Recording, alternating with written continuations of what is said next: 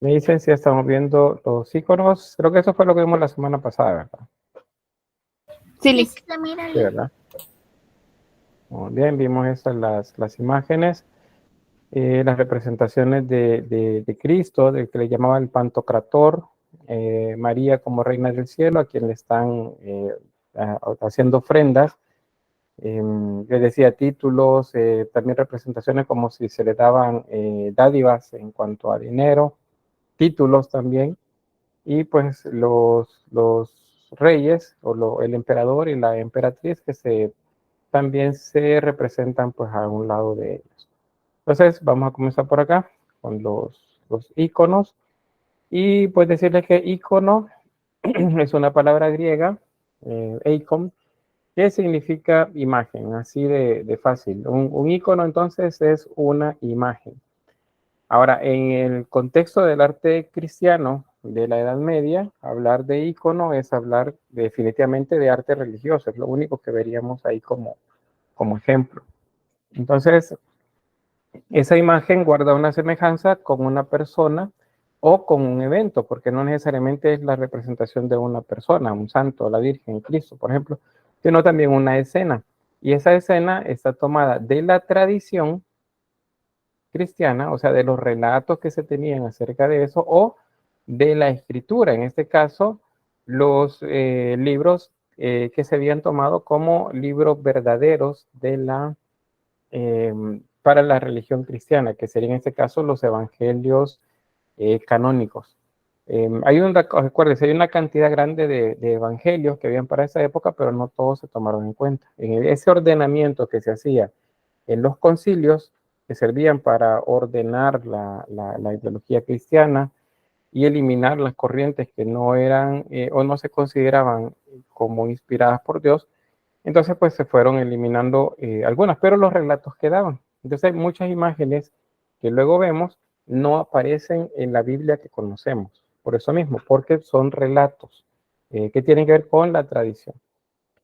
Y eso pues será mostrado de una manera específica y de acuerdo a normas específicas también. O sea, hay reglas que se hacían para la construcción de los iconos. Por ejemplo, lo que vemos en la imagen. Estos iconos eran pintados normalmente por sacerdotes o por monjes. Monjes en el momento que aparecen ya las órdenes monásticas, pero inicialmente pues son sacerdotes. En el caso que no, pues son artesanos a los que se les encargan, y como los artesanos normalmente pertenecen a una casta en la que pues el acceso a la educación no era como prioridad, entonces no sabían leer, pues entonces es el sacerdote o el obispo, por ejemplo, quien les relataba el pasaje bíblico, y ellos en su creatividad, con su imaginación, realizaban la imagen. Esa imagen luego se la mostraban a la persona que se los encargaba, el sacerdote u obispo, y él daba el visto bueno, que la imagen era correcta y estaba inspirada, decían, estaba inspirada por Dios, y entonces ya la tomaban como un icono verdadero. Ese icono luego alguien más lo veía o le decía, miren, hágame 3 más, o venía alguien más, le gustaba y entonces lo copiaba, y ese lo llevaban a otra parte, a otra ciudad, y así es como los iconos se fueron multiplicando, y de esa manera la imagen se fue haciendo como una norma, es decir, todas las imágenes se parecían, porque se iban copiando unas a otras, ya no era como la idea de que por unas zonas hacían la imagen de Cristo sin barba y bigote y en otras la hacían con barba y bigote. Acá no, aquí ya se va normando que tiene barba y bigote, porque es la manera como lo entienden, como lo grafican. Se consideraba que estas imágenes eran inspiradas por Dios, o sea, era una inspiración divina la persona que la veía y que la hacía, o sea, eso se consideraba. Y bueno, repiten el mismo tema y el mismo estilo, porque la idea es que todos se vean iguales. Cualquier pintura religiosa puede ser llamada ícono, pero en el caso del arte bizantino, para que se considere ícono, esta debe de ser pintada sobre paneles de madera. O sea, eran tablas de madera sobre las que se preparaba una película de un material parecido al yeso, o sea, se sellaba pues la madera, luego se colocaba ese como manera de yeso mezclado con aglutinantes, luego se alisaba completamente y sobre eso se pintaba. Y eso es lo que nos daba pues la imagen como lo vemos por acá. Los iconos, les decía, pues tienen como reglas específicas y esas reglas tienen que ver con algunos preceptos que se establecen tanto en el texto bíblico, en los libros de los evangelios o en las epístolas o en Hechos de los Apóstoles o en el libro de Revelaciones, sino es que en el Antiguo Testamento también. Y otras pues que tenían que ver con ya el gusto del iconógrafo o la persona que lo hacía. En este caso, por ejemplo, vemos la imagen de Jesús crucificado. Bueno, la posición de los clavos, eso se me escapó mencionar la vez anterior. Como el texto dice manos, y como la mano es donde tenemos nuestros dedos, entonces los clavos se ubicaron en la mano. Pero, pues, los análisis posteriores que se hacen dicen que pues probablemente sí se crucificó de esta manera. No fue en la mano, sino que pudo haber sido en la muñeca de la mano, donde hay una articulación que sí soportaba el peso del cuerpo. Pero iconográficamente vamos a encontrar siempre los clavos en la palma de la mano. Y en las imágenes, perdón, los iconos o en las pinturas que vamos a ver más adelante, la imagen de Cristo siempre va a tener la herida en la mano, porque es lo que dice el texto. Pero no necesariamente es que haya sido de esa forma. También en el lado derecho, en el costado, ahí tenemos una herida. Y luego en la parte superior, dos ángeles. Acuérdense que ahora los ángeles ya tienen alas. Aquí no podemos decir son niques, sino que ya a partir de finales del siglo IV, ya podemos decir que son ángeles alados. Y están llorando en este caso. Están llorando. Es parte de lo que no dice el texto, pero se entiende del relato de la crucifixión.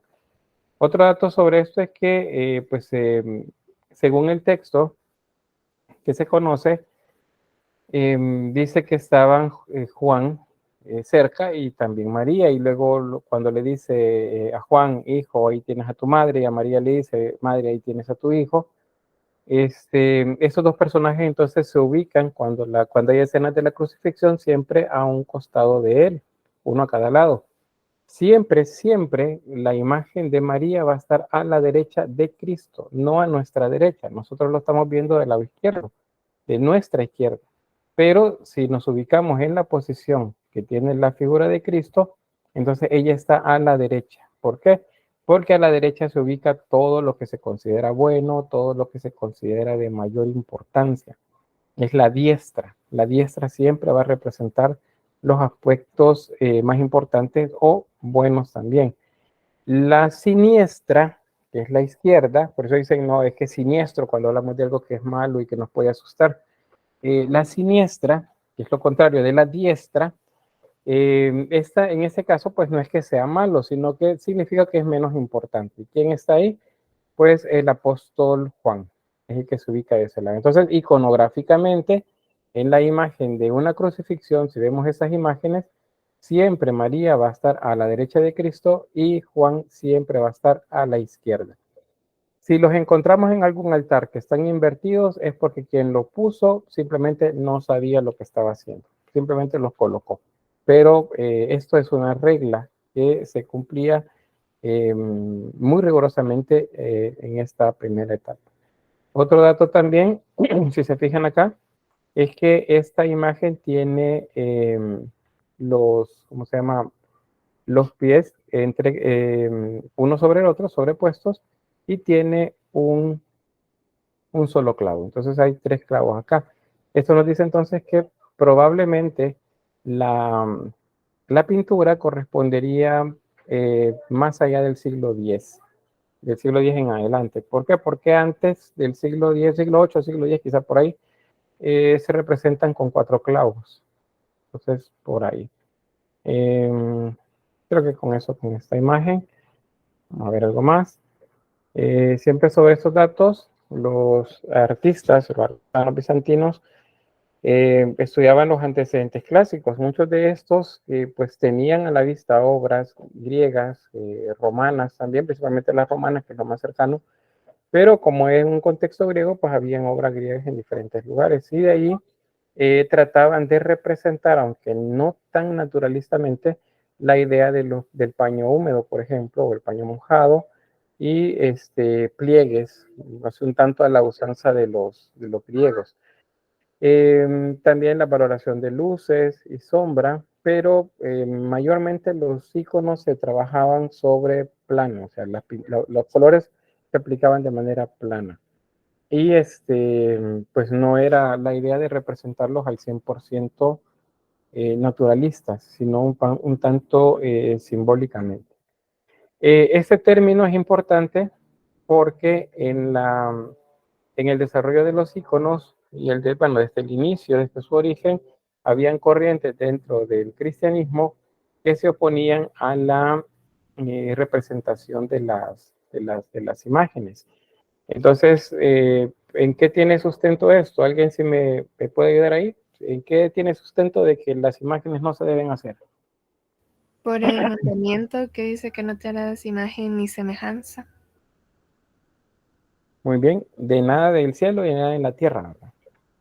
¿Eso lo dice en qué libro? Éxodo. Muy bien, el libro de Éxodo. Contextualmente estamos hablando del momento en el que el pueblo hebreo era esclavo de Egipto. Entonces, y en esta época estamos hablando de pues más de 2000 años después de ese momento. Entonces, habían cambiado ciertas cosas, aunque la creencia para los judíos sigue siendo que las imágenes no se deben realizar. Cuando los cristianos comienzan a mostrar pues sus creencias, sí comienzan a usar imágenes y buscan de hecho justificarlo a nivel de texto bíblico también. Entonces, y de hecho en ese mismo libro, en Éxodo, si ustedes siguen leyendo, me parece que el siguiente capítulo, pero al menos unos versículos más adelante, le ordena Dios a Moisés que haga dos imágenes de querubines y que los ponga como guardas, le dice, del arca de la alianza. O sea, le dice que haga una arca en la que van a colocar las tablas de la ley y que en la tapadera de esa arca hagan imágenes de querubines. Entonces dice, pues, antes le dijo, no te harás imagen de nada del cielo ni de nada en la tierra, pero más adelante en el mismo libro le dice que se haga imágenes. Entonces ahí comienzan a justificar por qué las imágenes. Dicen, no, allá se está refiriendo, cuando dice no te harás imagen, se está refiriendo a los ídolos egipcios, no se está refiriendo a otra cosa. La prohibición tiene que ver con los ídolos egipcios, con todos esos que no tienen nada que ver con Dios. Y acá le está hablando de los querubines. Si se acuerdan en la imagen que veíamos anteriormente, bueno, en la última clase, los querubines son estos seres que tienen 4 rostros. Tienen rostro de hombre, rostro de águila, rostro de león y rostro de buey. Esos son los querubines y tienen 6 alas y no tienen pies, sino que tienen casco como de animal. Y cerca de ellos están los tronos, que son estas ruedas, que tienen ruedas adentro de ellas y que tienen ojos alrededor. Y que las alas de los querubines tienen ojos también, todo cubierta completamente las alas de ojos. Entonces, esa es la imagen de querubín que le pide que se pongan sobre la tapa. Entonces, ahí comienzan a hacerlo. Pero, ¿qué sucede?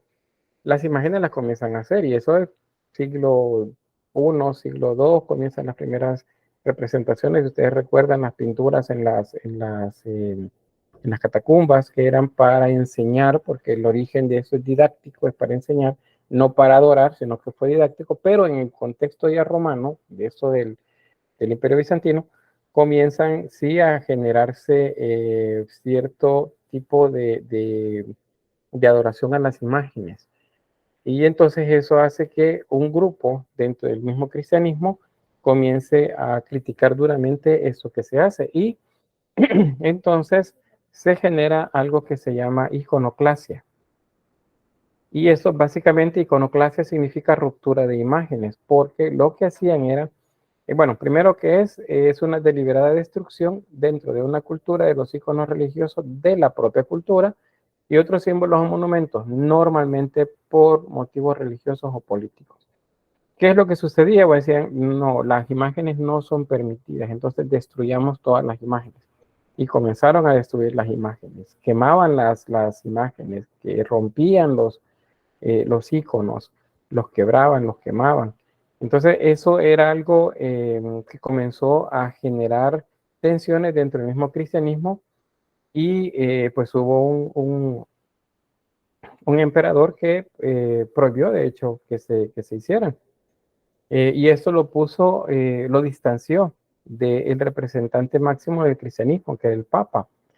Entonces tuvieron así como sus diferencias bastante grandes y un grupo dentro del cristianismo estuvieron de acuerdo en que las imágenes eh, no deberían de adorarse efectivamente, pero sí se podían venerar, esa es la diferencia. Entonces a eso se le llamaba iconodulia.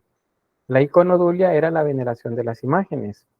Y esto era diferente a la idolatría, según lo que explicaban ellos, porque en la idolatría, según el contexto cristiano, se refería a la adoración de divinidades que se consideraban falsas. En este caso, las de cualquier otra cultura, las mesopotámicas, por ejemplo, bueno, las persas, las babilonias, las egipcias mismas, esas se consideraban falsas, pero no las que se generaban dentro del cristianismo. Entonces, eso se hacen dos bandos que pues van a luchar durante alrededor de 2 siglos quebrando unos las imágenes y otros pues tratando de rescatarlas y colocarlas en iglesias que estaban bajo dominio de aquellos que sí querían que las imágenes se pudieran mostrar. ¿Qué nos va a generar eso a nivel de arte? Pues que durante algún tiempo muchas iglesias que se construyeron se les eliminó la decoración que tenían en imágenes y otras se construyeron pues un corte como más sencillo, o sea, estructuralmente era lo mismo, pero decorativamente ya no. Una cruz nada más y eso era todo lo que se mostraba. Entonces no hay imágenes que representen a nada de lo del cielo ni nada de lo de la tierra. Entonces, así fue durante, como les decía, cerca de 200 años y eso al final se terminó por resolver cuando la emperatriz Irene, ella pues hizo que bueno, eso es como, fue como casi como algo provocado por una de las líneas familiares de estos de los emperadores, de los Basileus. Eh, el hijo de uno de los emperadores que era de los que promovían la iconoclastia, era muy joven cuando murió el papá. Entonces no tomó él el poder del todo, sino que lo hizo la mamá, que es la emperatriz Irene. Entonces ella fue la que hizo luego, pues esa como conciliar ambas corrientes y al final se resolvió haciendo textos, justificándolo filosóficamente, teológicamente, diciendo que las imágenes estaba prohibida la adoración, solo se permitía la veneración, es decir, no se podían adorar, solamente venerar. La imagen solamente no era la imagen de la divinidad, no era Cristo, no era la Virgen, sino que solo era una imagen que lo recordaba. Y luego las imágenes eran necesarias para poder enseñar a los demás acerca del cristianismo, porque pues acuérdense, acá la mayoría no puede leer, entonces la mejor manera de explicarles a través de las imágenes. Bien, ¿alguna pregunta sobre eso de la iconoclastia?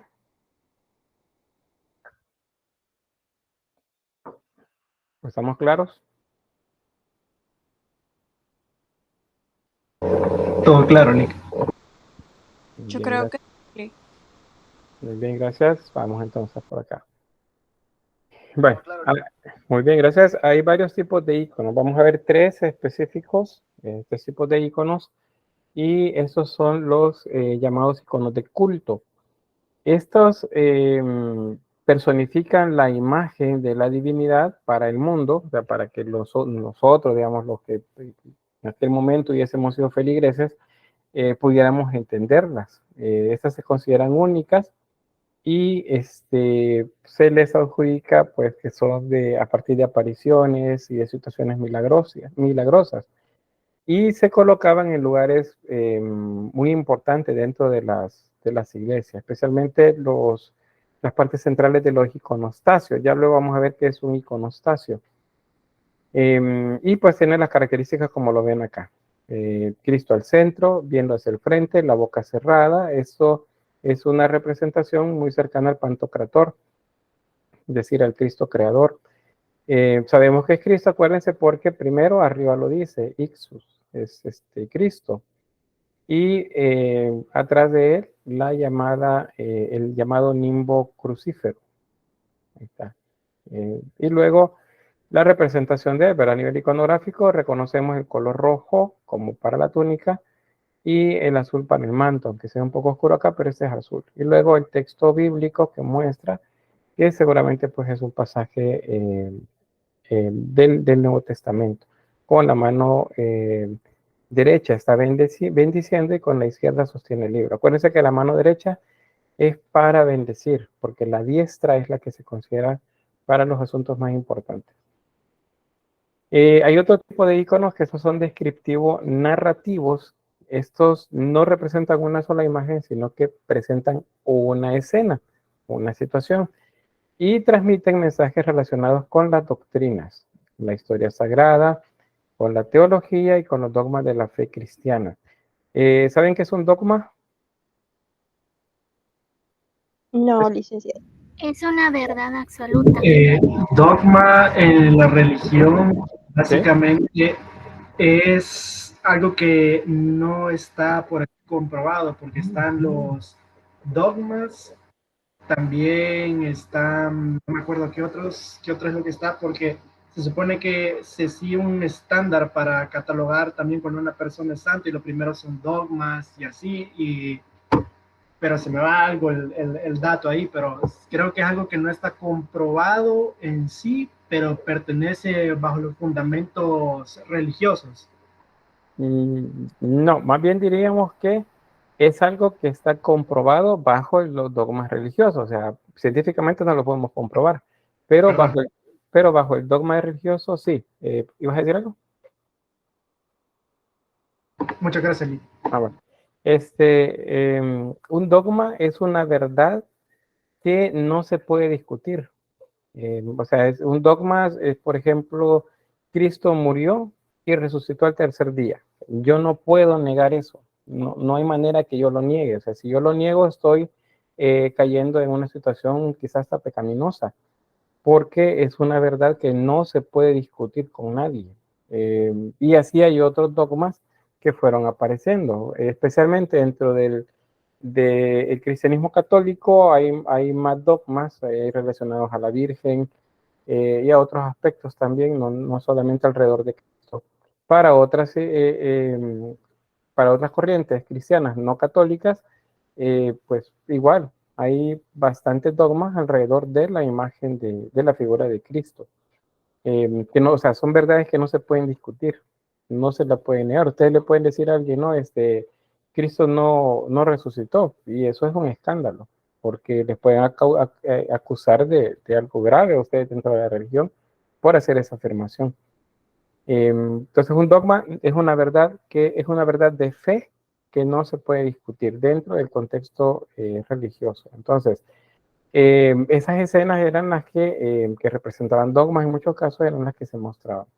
De nuevo acá vemos la imagen de Cristo crucificado, los ángeles colocados a diestra y siniestra en la parte superior, a la diestra de Cristo María, en este caso si se fijan son 4 clavos, uno para cada mano y uno para cada pie. A la siniestra o a la izquierda tenemos al apóstol Juan. Y bueno, de las heridas de los pies mana sangre y luego pues se hace ahí como una manera de río por aquello de la sangre de Cristo, y que también es otro de los dogmas que se van a ir fortaleciendo a medida que va avanzando la idea del cristianismo. Luego, atrás del apóstol Juan vemos a otros apóstoles y algunos de los llamados tienen un nombre, son hombres piadosos, le llaman. Por ejemplo, José de Arimatea y otros más. que estuvieron pues cerca de Cristo y ayudaron a los apóstoles en este proceso que luego fue, por ejemplo, el sepulcro, llevarlo al sepulcro. Y detrás de María hay mujeres, si se fijan. Ahí es donde aparecen las otras Marías, que se llaman María Magdalena, María Cleofas, María la hermana de Lázaro, y otras que no recuerdo por ahí. Son como 5 mujeres que llevan el nombre de María también. Y ahí tendrá aquella confusión de que los hijos de María, ¿verdad? Bueno, ¿de cuál María? Porque son un montón de Marías las que se mencionan en el Nuevo Testamento. Y lo demás, pues, si se fijan, el icono se mantiene. O sea, las características son las mismas. Igual cada vez que veamos una crucifixión como esta, una escena del Calvario, va a tener los elementos dispuestos de la misma forma. Estos son iconos de devoción y estos representan en algunos casos la divinidad, pero normalmente son representaciones de imágenes de personajes que estuvieron cerca de las figuras principales dentro del cristianismo, que serían María, Jesús, los apóstoles. Aparecen acá, por ejemplo, los llamados santos, que son estos que ya sea por su testimonio de vida, por la importancia dentro del origen del cristianismo o por el tipo de martirio o muerte que tuvieron, pues son considerados santos. O sea, si alguien muere defendiendo la fe o por la fe en Cristo, pues entonces se les consideraba santos en este momento. Entonces esas imágenes eran las que se ponían por acá. También dentro de estos iconos de devoción aparecen las llamadas advocaciones de la Virgen. Aparecen ya un poco más adelante en el tiempo, digamos siglo VIII, siglo X, las imágenes de las personas de la Divina, de la Santísima Trinidad, es decir, Dios Padre, Dios Hijo, Dios Espíritu Santo. Esos no aparecen, acuérdense, desde el principio, porque inicialmente no se valoran dentro de la creencia que se tiene. Esa creencia va a aparecer después. Y cuando ya se ordenan bastante, la idea esa establecida ahí en el Concilio de Nicea, acerca de que, pues, ¿quién es Cristo? O sea, ¿Cristo es Dios o es Hijo de Dios? Y el Espíritu Santo, ¿quién es también? Entonces, todo eso pasan siglos para ordenar filosóficamente bien qué es lo que son. Entonces, esos son algunas de esas representaciones. Acá, manera de resumen sobre esto de los iconos, pues ahí tienen, son pinturas principalmente, acuérdense, son hechas en madera. Si son así, son iconos. Si son imágenes en mosaico, pues puede que tengan su origen en un icono, pero en ese caso rigurosamente no se consideran iconos, sino que se considera una pintura en mosaico nada más. Y bueno, hay algunas características de las que ya les he mencionado. Por ejemplo, sencillez, claridad compositiva, expresiones idealizadas, hay un ritmo y elegancia en la figura, y se fijan, todas son como muy, muy formales. Hay algunas que son muy coloridas, otras no las vemos tan coloridas, las vemos un poco amarillentas o como sepias, pero es porque por el transcurso del tiempo pues han perdido un poco de color.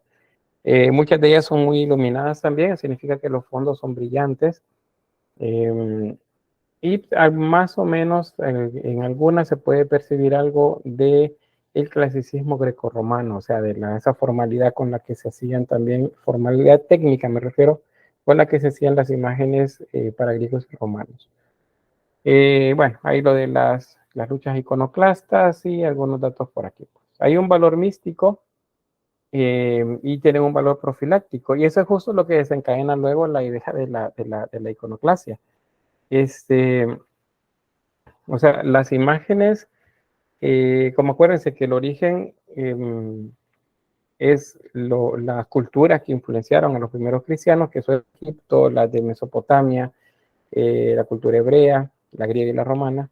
Entonces, por ejemplo, en Egipto, a las imágenes, a los ídolos, se les llevaba una ofrenda cuando se les quería pedir algo, o se les llevaba una ofrenda cuando se les quería agradecer algo. Lo mismo se hacía con las representaciones en Babilonia, por ejemplo, en Persia, en Sumeria. A la divinidad se le llevaban regalos para pedirle algo o para agradecerle por algo que ya había dado. Entonces, eso se sigue haciendo dentro del cristianismo, solo que ahora referido a la imagen de de Cristo o de todas las imágenes que se consideran sagradas. Entonces ese es el valor místico. Se llegaba ante ellas y se les rezaba, como si se estuviera hablando con la divinidad. Y también se consideran muchas de ellas milagrosas. Eso fue lo que desató luego pues la molestia por los iconoclastas. Pero pues luego eso se modula un poco, se modera, y las imágenes pues pasan a ser como representaciones solamente. Ya no se consideran que son la imagen misma de la divinidad. Este es otro de los datos que vamos a encontrar cuando hablemos de Bizancio, las llamadas cruz patriarcales. Si se fijan, esta es la vez pasada veíamos una de estas que tienen como doble brazos. El brazo de arriba, a esa se le conoce también como cruz ortodoxa, es la que representa la tabla o el rótulo que se le colocó arriba donde se puso Jesús Nazareno, Rey de los Judíos. Eso es lo que representa la parte de arriba. Es una barra transversal que se coloca en la parte superior. Es esta de acá. A esta se le llama también cruz Nike, que sería victoria. Acuérdense, las Nike son victoria. Entonces se le considera también así como, o se le nombra de esa manera, como una cruz Nike. Y representa esto que se llama títulos crucis, o sea, la frase o el rótulo que se colocó sobre la cruz, que es Jesús Nazaret, Rey de los Judíos. Es el INRI en latín, que es el que conocemos comúnmente. En las imágenes cristianas católicas de Cristo siempre hay un INRI arriba. No decía INRI. INRI es las iniciales de esta frase: Jesús Nazareus Rei Judaeum, que es lo mismo, Jesús Nazareno, Rey de los Judíos, escrito en griego, en latín y en hebreo. Bien. Ahora unas referencias acerca de la iconografía mariana. Ya les había mencionado que pues la diosa madre es una de las que se les ha dado bastante culto desde el origen de la humanidad, de la cultura dentro de la humanidad. Estamos hablando del paleolítico, luego el neolítico también. Las imágenes de las diosas madres no se dejaron de hacer. Estas son las Venus paleolíticas, si recuerdan. Este es un ídolo ya que representa a la diosa madre del neolítico. Y así hubieron otras más. Las diosas serpientes para la cultura. Bueno, me lo dicen mejor ustedes. ¿Cuál es la cultura esta que representa a las diosas serpientes? Vamos a ver cómo estamos.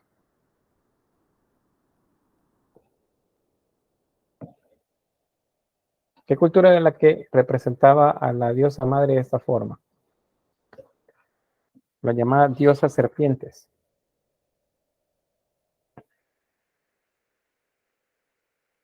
Mesopotamia. No. Las Islas Cícladas. Cerca. Grecia. No sé si era Creta o Micenas.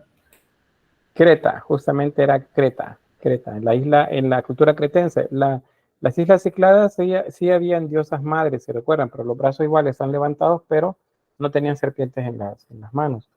Es en Creta. Y estaba viendo acá en el chat, fíjense, hay una pregunta acá de María Esther que no, de María Celia que no vi, porque en ese entonces se crucificaba a los rebeldes o a los criminales. Creo que la pregunta era cuando estábamos hablando de las imágenes de Cristo. Lo que pasa es que del siglo I en adelante es otra historia. Del siglo I hacia atrás es la historia romana propiamente. Entonces, pues la Biblia no se pone de acuerdo en los evangelistas, más bien. No sé, los evangelistas, me refiero a los que hicieron los evangelios canónicos, no se ponen de acuerdo sobre si fue una cruz o no. Hablan de un madero. Y históricamente tampoco es como muy comprobable que se crucificaba.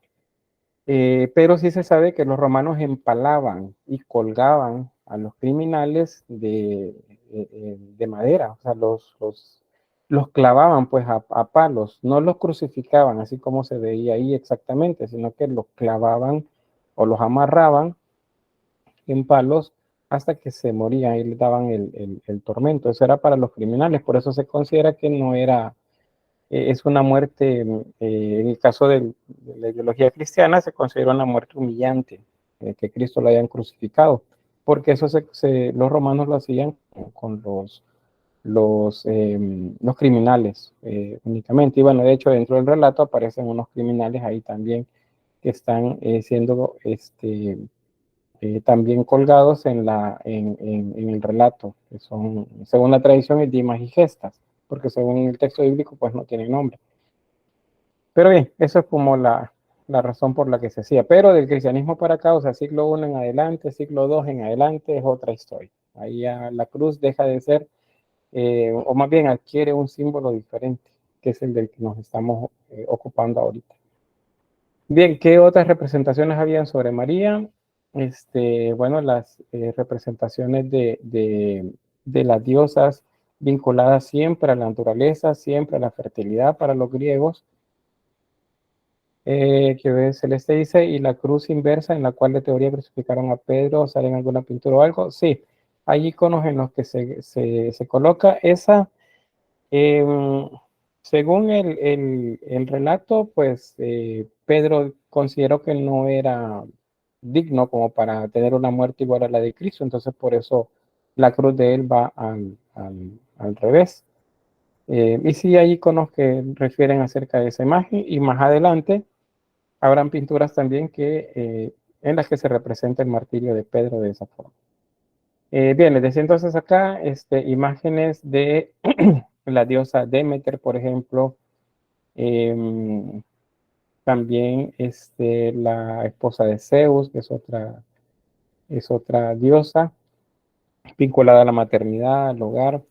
La diosa Isis también, y si se fijan acá, están sosteniendo, en este caso, sosteniendo un bebé, símbolo de la maternidad.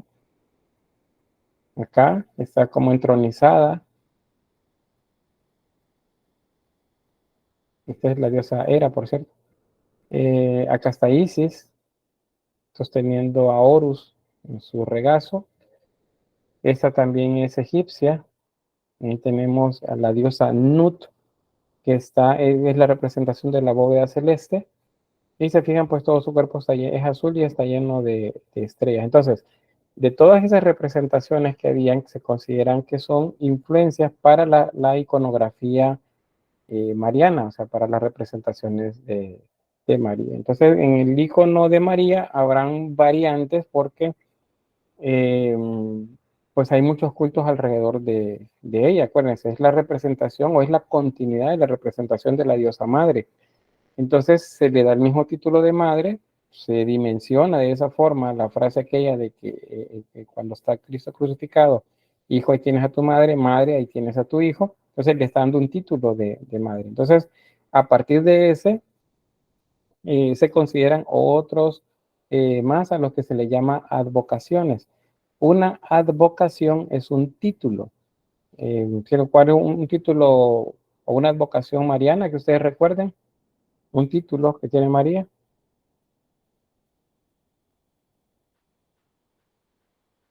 Fátima, por ejemplo, sí, la región en la que se dice hubo una aparición de ella y se le da el título de Virgen de Fátima. ¿Y otra más?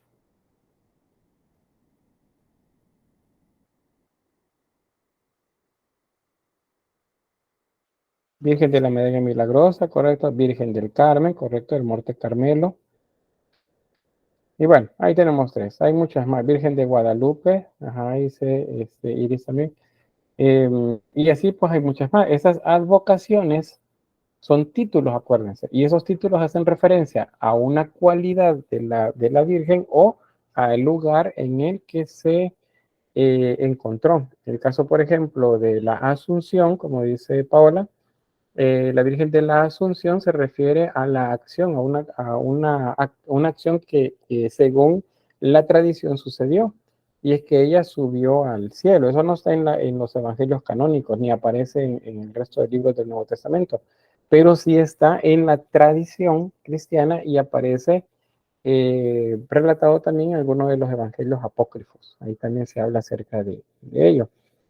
En el caso de la Virgen de Guadalupe se refiere pues a un río en el que se encontró la imagen, y ese es, pues no es la Virgen, la Guadalupe de México, ese es otro relato.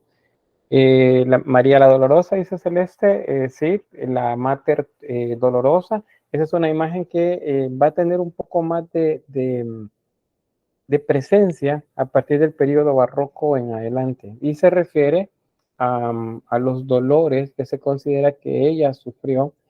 Según la tradición son 7, si mal no recuerdo, que van desde la profecía del sabio Simeón, cuando le dice una daga atravesará tu corazón, cuando ella presenta junto con José al niño en el templo, hasta cuando lo entierran ¿cómo se llama?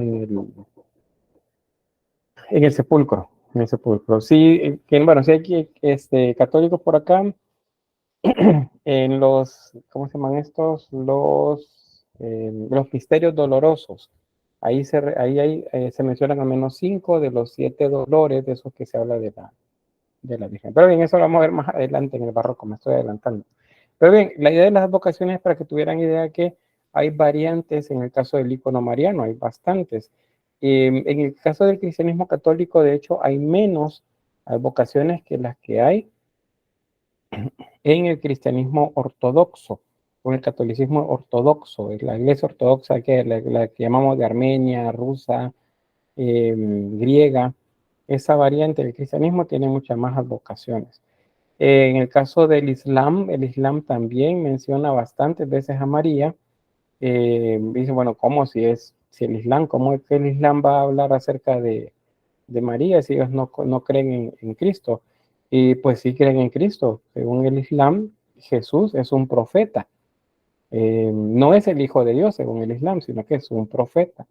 Y María es la madre del profeta. Y así se menciona, y por eso tiene una posición privilegiada la Virgen María dentro de la creencia islámica. Lo que pasa es que a nosotros nos hacen creer que no, ¿verdad? Que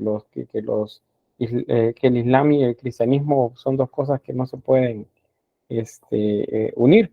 Pero la realidad es que sí, hay más cosas que nos unen que las que nos separan. Bien, ¿qué más hay acá? Este personaje, Ernest Ross, establece varios grupos de esos iconos marianos, al menos de los llamados iconos, porque muchas de las advocaciones van a aparecer en el occidente europeo o posteriores a la Edad Media.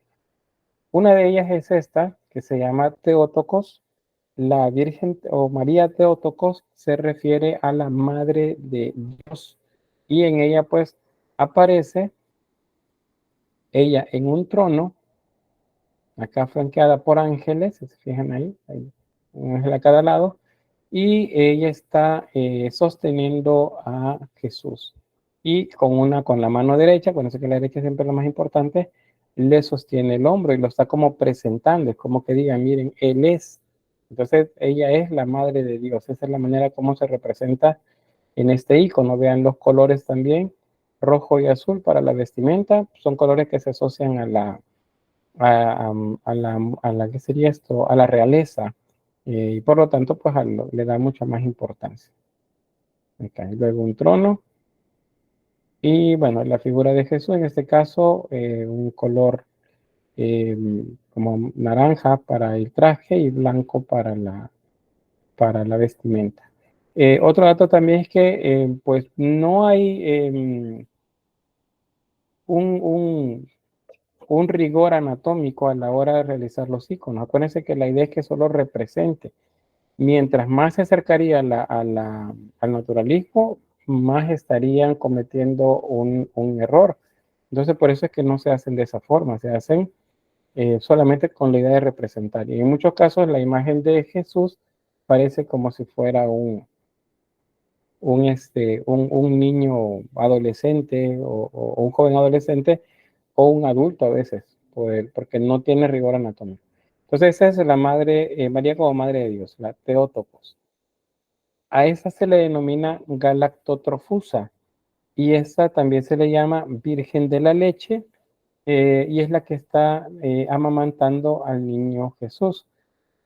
Este es uno de los iconos, eran bastante populares en esta época, lo van a hacer después en el periodo renacentista, un poco en el barroco, pero más bien del barroco adelante, la Virgen que amamanta al niño Jesús, poco a poco va a ir desapareciendo de las representaciones. Porque el amamantar a Jesús está señalando una dimensión humana. Jesús es humano, María es humana. Y ya en el barroco, o sea, posterior al Renacimiento, la idea es más bien darles un carácter, que la característica más importante sea lo místico, no lo humano. Sin embargo, pues para esta época sí existe. Recuérdense que el rigor anatómico no es importante, sino solamente la representación. Por eso se ve de esa manera. El pecho pues no está en la posición que debería de estar. Esta se llama galactotrofusa o Virgen de la Leche. Ese es otro nombre que se le da también. Esta se llama odigitria. Y la odigitria, esta sostiene al niño Jesús en su brazo izquierdo y con la mano derecha está señalándolo. Está diciendo, como diciéndoles, Él es. Esta se refiere a un tipo de iconos en la que María lo que está es señalando quién es el más importante. En este caso es Jesús.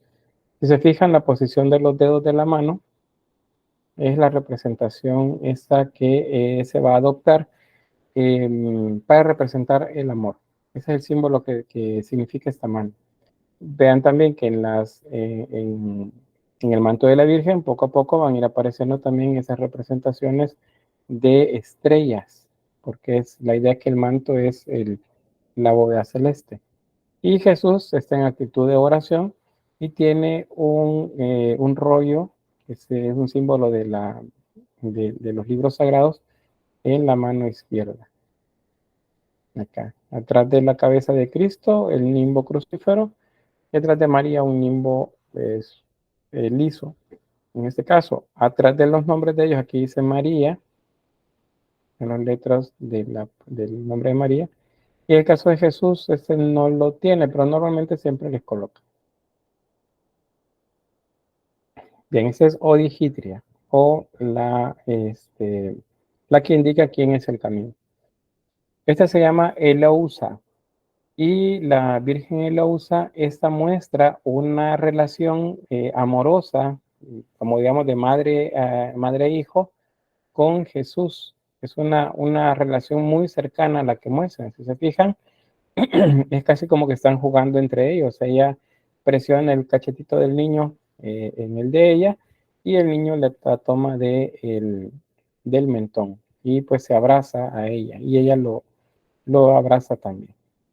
Esa es la Eleusa, muestra la relación de madre e hijo en María. Entonces, estos serían como la María. Este es el otro, platitera, y esta es una representación de Madre de Dios, se llama del signo o Madre orante, porque los brazos están extendidos hacia arriba, es decir, están en actitud de oración. Igual acá a ambos lados, imágenes de ángeles como custodia y una imagen también de Jesús dentro de un disco en el pecho de María.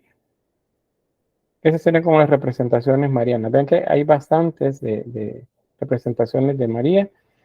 Igual las habrán acerca de iconos de Jesús. No sé si es una pregunta sobre los iconos marianos.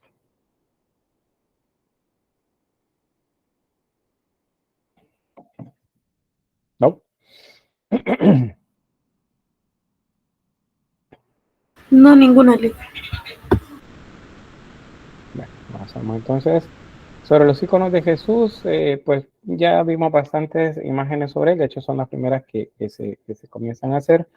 Pero pues acá hay algunos ejemplos de iconos. En este caso, es una combinación de joyería, es el trabajo de repujado en metal que enmarca la imagen o la pintura de de Cristo. Siempre lo mismo, la mano derecha para bendecir, la mano izquierda para sostener el libro. Y en el libro siempre versos del texto bíblico que aparecen ahí.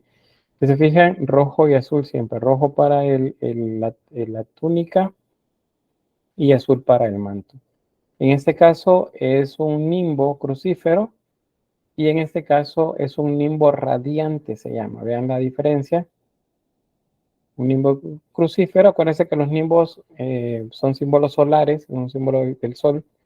En este caso es el símbolo del sol, es más fácil de leer. Y es crucífero, ahí tiene la forma de la cruz, miren. Estos símbolos, que son como brillos adicionales, pues forman la cruz.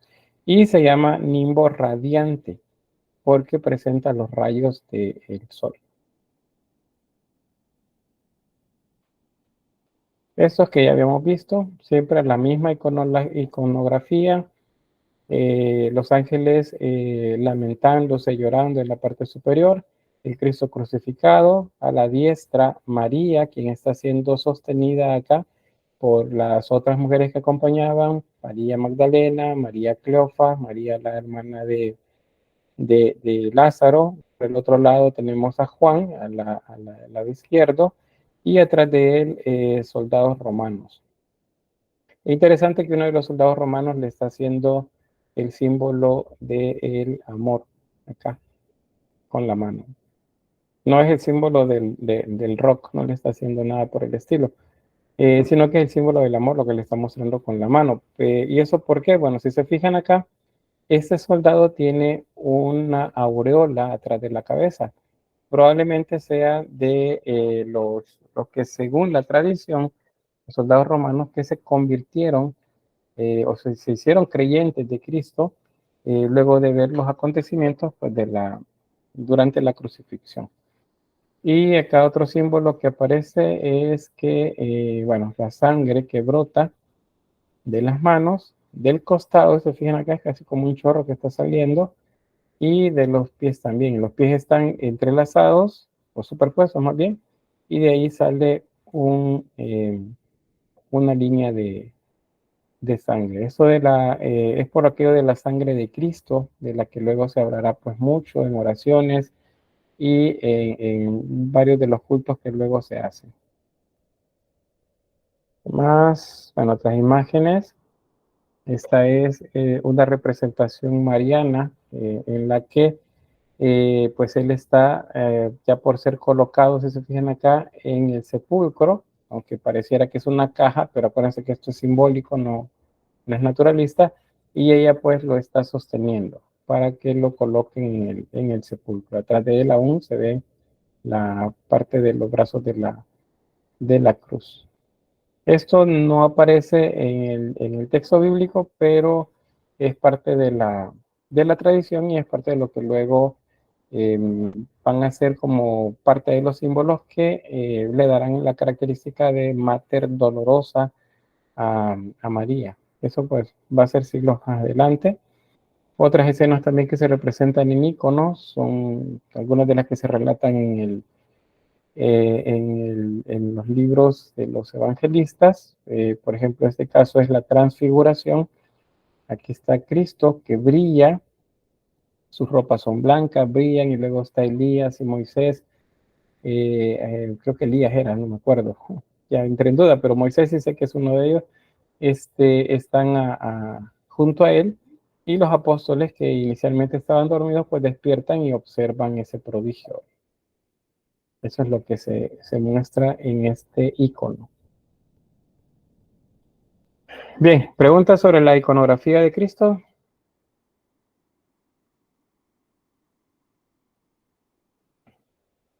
No. ¿Por qué se ven tan tristes los colores? Bueno, uno es el tiempo que ha pasado desde que los hicieron. Entonces, el brillo ha mermado en muchos de ellos. Hay algunos que sí se ve todavía muy marcado el brillo, pero en muchos de ellos, pues, la oxidación del material que fue utilizado es el que hace que genere una reacción química que les cambie de alguna manera pues, el color. Pero eso es como muy amarillos, la mayoría, y colores así como tristes, como lo dice. Lick, Bien, en la bien. foto que había puesto, no, que ya la quitó. ¿Cuál? La que había puesto, se miraba, ajá, esa ya se mira lo que le estaba diciendo la vez pasada, que tenía los pies cruzados. Ujú. Esa es la imagen que yo había visto, entonces por eso se me hizo raro la vez pasada ver que tenía 2 clavos en la parte de abajo. De los pies, correcto.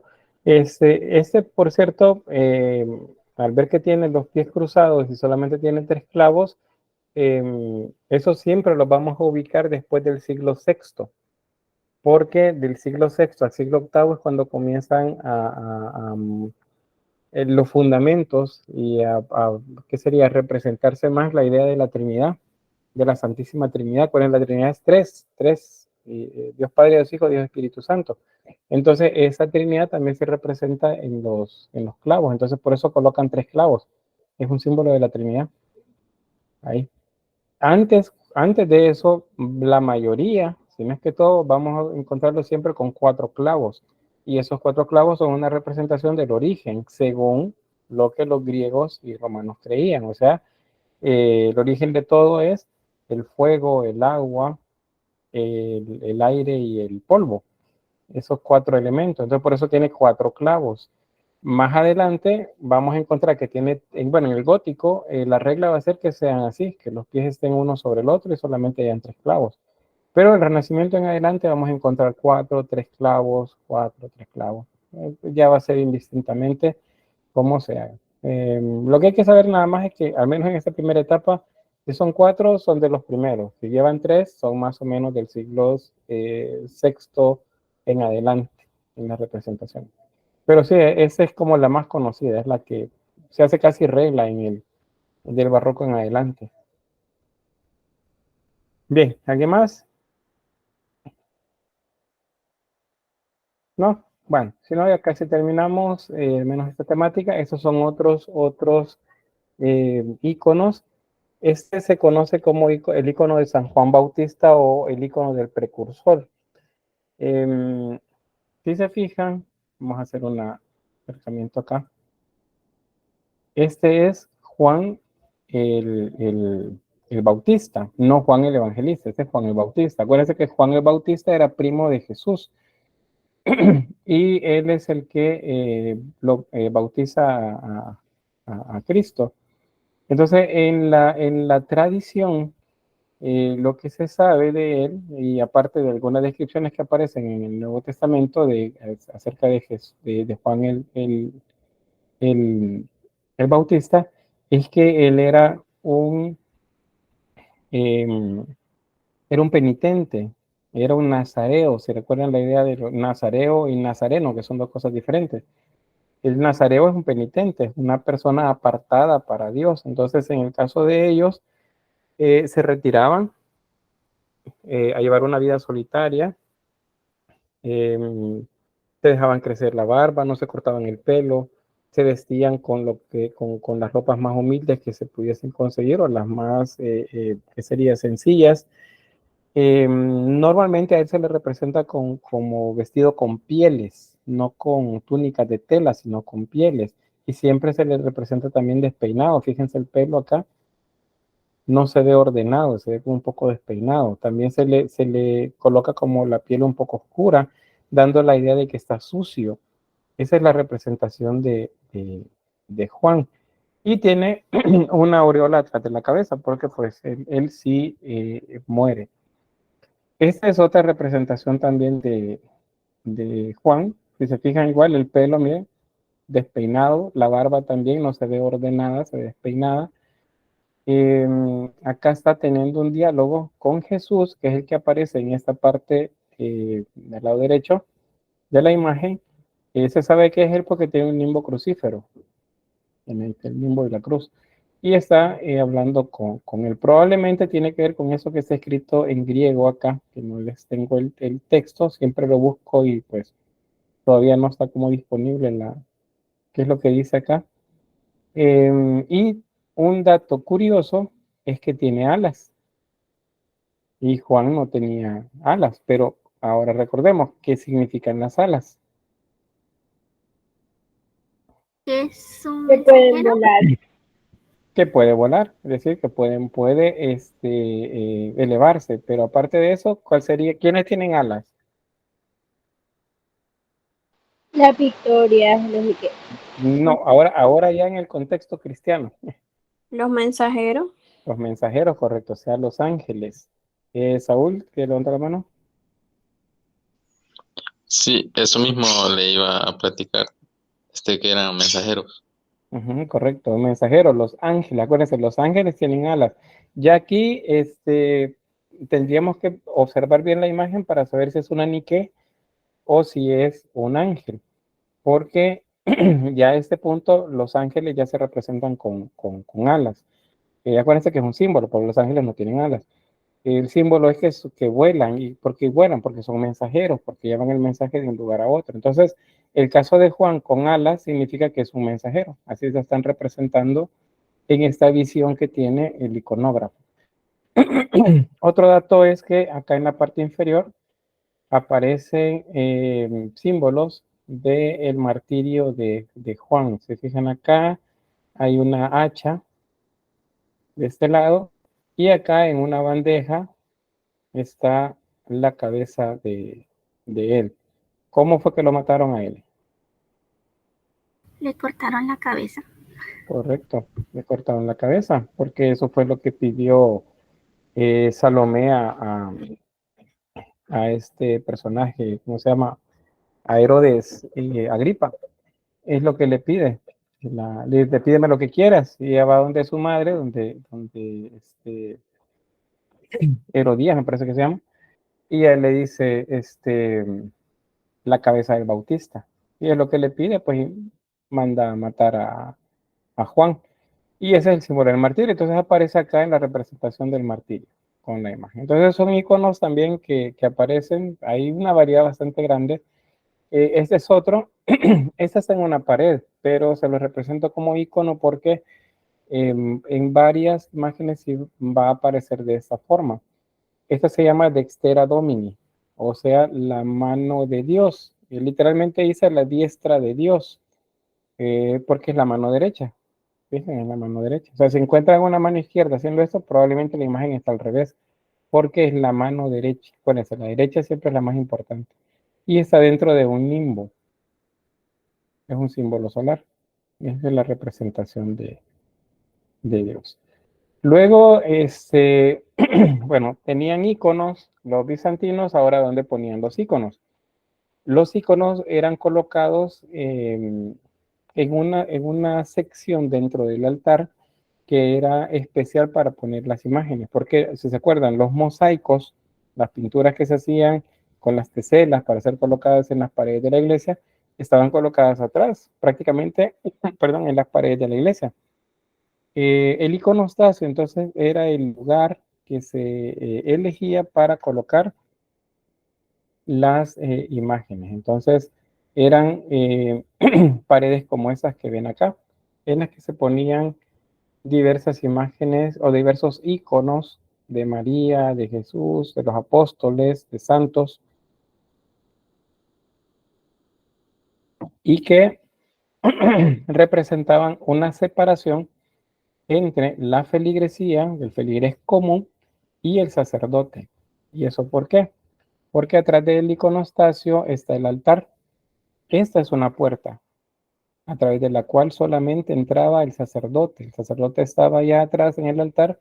Ahí estaba el ara, que es la piedra del altar, y estaba el sagrario, que es donde se colocaba, donde se colocan las especies del pan y el vino. Entonces, a ese lugar solamente el sacerdote y aquellas personas, digamos, como consagradas a Dios, podían entrar. Entonces, eso es lo que se coloca por acá. Este es otro iconostasio. Vean, los iconos están colocados acá: la Santa Cena, María, Cristo, ángeles. Acá otro ángel. Estos son patriarcas, apóstoles, seguramente acá arriba también. Y allá atrás, un altar. Y acá, este caso es un biombo, que funciona como una puerta. Entonces, el sacerdote, en este caso, es un sacerdote, pues digo, en las iglesias actuales son ortodoxos. Las iglesias ortodoxas son así. Entonces, en esa época, en la bizantina, si el sacerdote daba la misa, la daba allá atrás. Y solo salía acá para compartir el pan y el vino. Eso se considera el lugar más sagrado, el que está atrás, el cabecero de la iglesia. Y tenemos otro. Ahí está. La puerta de acceso hacia el altar de atrás.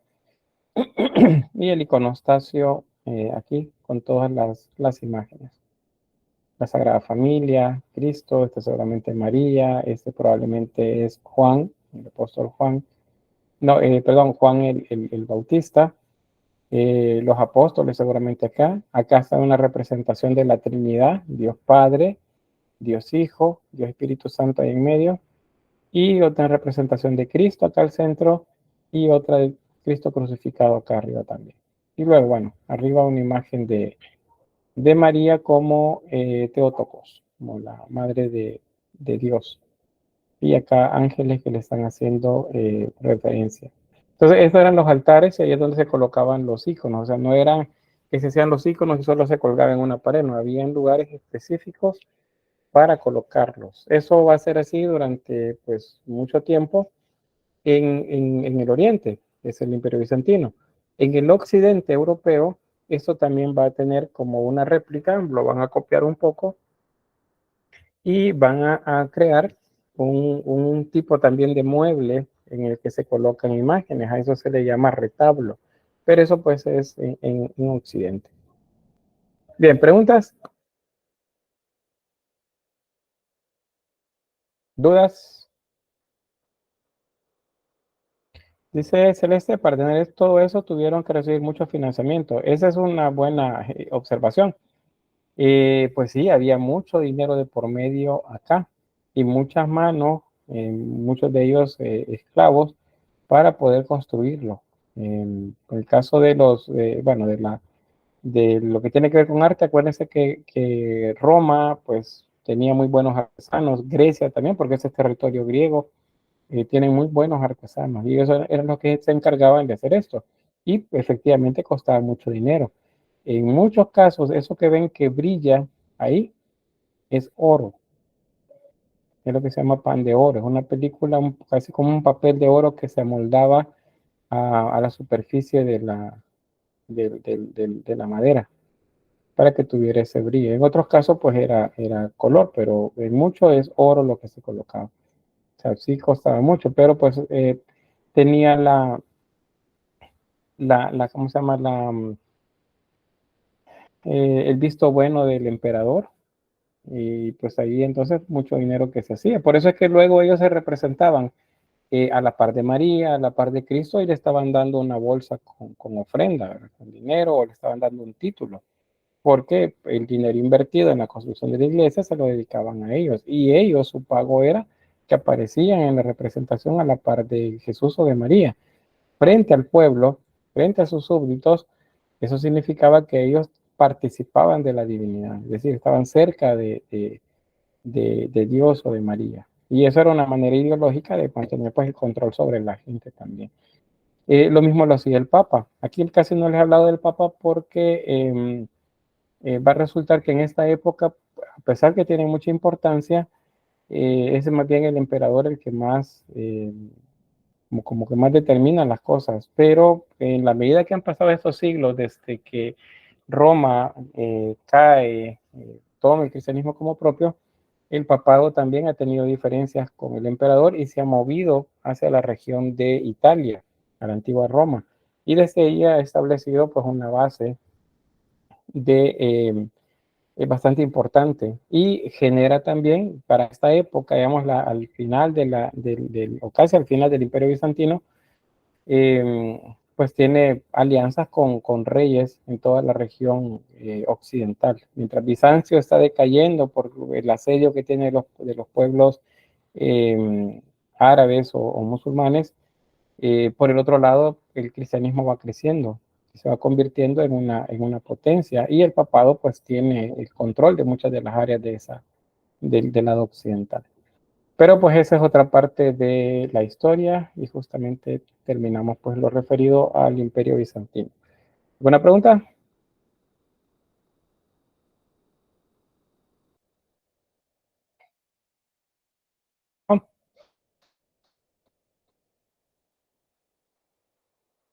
Voy a tener la grabación acá.